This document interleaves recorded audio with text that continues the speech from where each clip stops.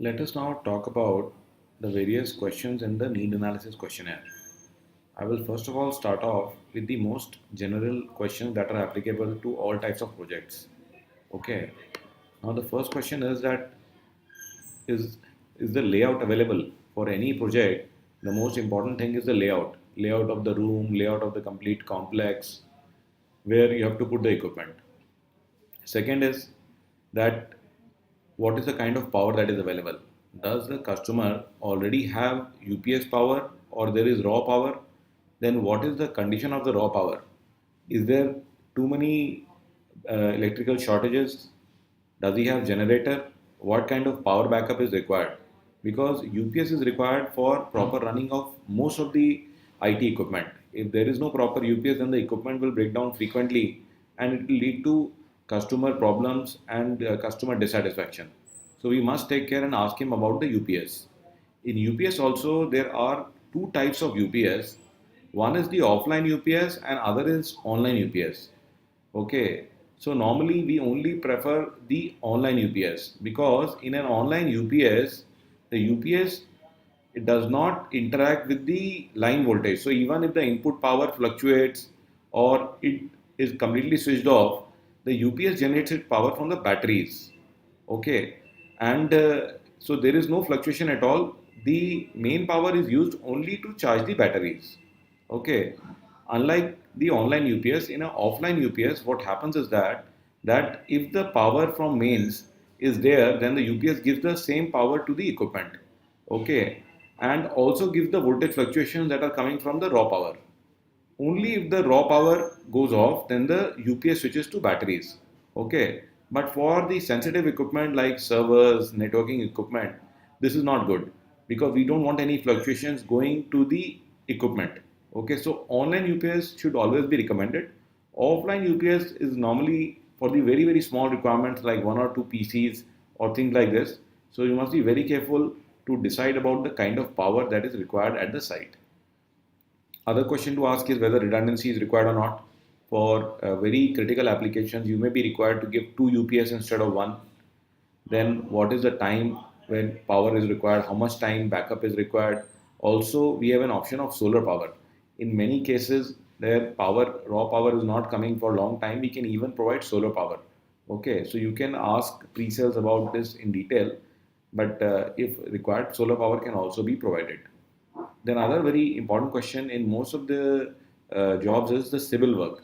Okay, for any type of construction project, there may be civil work that may require to be done.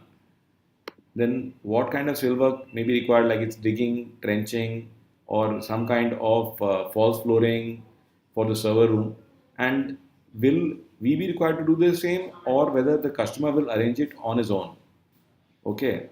Another question is that the timeline. You must ask the customer that what kind of timeline is there? Is there any pressure of time that you have to complete the work within a certain time?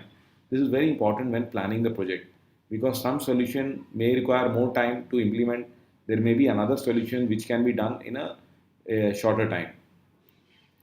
Then again coming to this, you must also ask when asking any equipment to be installed whether there is enough space for installation. At the same time, there should be storage space or secure space while we are working at the site to store the equipments. Then you must also ask about the competitive scenario and the buying process. Okay, so you see, you have gone there to win the order. So you must know against whom you are competing. Okay, whether there is competition with tier one companies like Wipro, IBM, HCL, or there are other tier two companies like Targus, Team Computers, or any other local vendors. Because then you must know whether what is required to win the order from the customer. The other important aspect is the buying process. Okay, many times, the customer may want you to design the entire solution, but when you design the entire solution, he may simply take your solution and float it to other companies. Okay, and this will spoil all your hard work, and the customer will try to get the rates for the BOQ that you have created. So this is not fine. As a IT company, when we are providing solutions, so we must ask the customer that what is his buying process.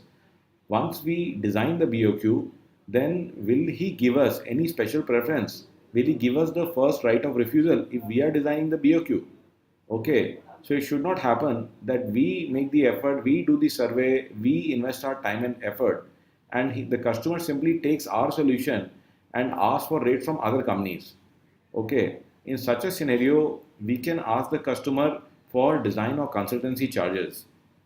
Okay, if he wants to take our solution and give it to other vendors, then he must bear the cost of the survey of the solution design. Okay, and so we must also understand that who will make the decision, because many times you may be speaking to the IT manager or to the admin people, and the owner may take a different decision altogether. So the decision may be with the owners and you're not talking to them. So even without speaking to you, they may take decision to give the order to someone else. So have you interacting with the correct person? Okay, so that is very important, that you must ask them that, sir, what is the buying process and how you will negotiate, who will be involved in this, and can we also meet the other decision makers if there are others involved. Okay, so this is very, very important. So it will preserve your efforts and ensure that all the effort that you have made, they do not go to waste. Okay, and then in case of tenders, also there are certain very, very important considerations that you must address. Okay, so again, the same question here is that if you are designing or specing the tender, then will the customer provide you any preference in allowing you to lay down preferential specifications, okay, that give you an advantage, or will he give you a limited tender where we can invite some limited parties, or any way by which we get some kind of preference or advantage, since we are putting the time, effort, and money to design the tender and provide the solution to the customer. Okay, so what do we get in return for this? So this is very important. Another thing is that whether we can do the OEM locking or not, because some tenders they may not even allow you to write the name of the products or the OEMs. In that case, then what is the advantage of you to spend time and effort if you're not able to spec the tender or lock the OEM or get a limited tender? In that case, there is no benefit to you to design the solution. So another thing is that if you are not designing the solution, then on what basis can you get the order? So firstly, you must begin with the end in mind. Our target is to get the order. So in what way can we get it? How we can get the order? How can we be competitive and meet the customer expectations, which is another very important point, that you must understand that what are the expectations of the customer in terms of the work to be done, and any other expectations that they may have. We should know them very, very clearly before we start on this project. Okay, so these are the key points when discussing about the general, for conditions that are general questions that are applicable for almost all types of requirements. Okay, so now we will discuss in the further sections about the other questions applicable to specific areas like passive networking or active networking.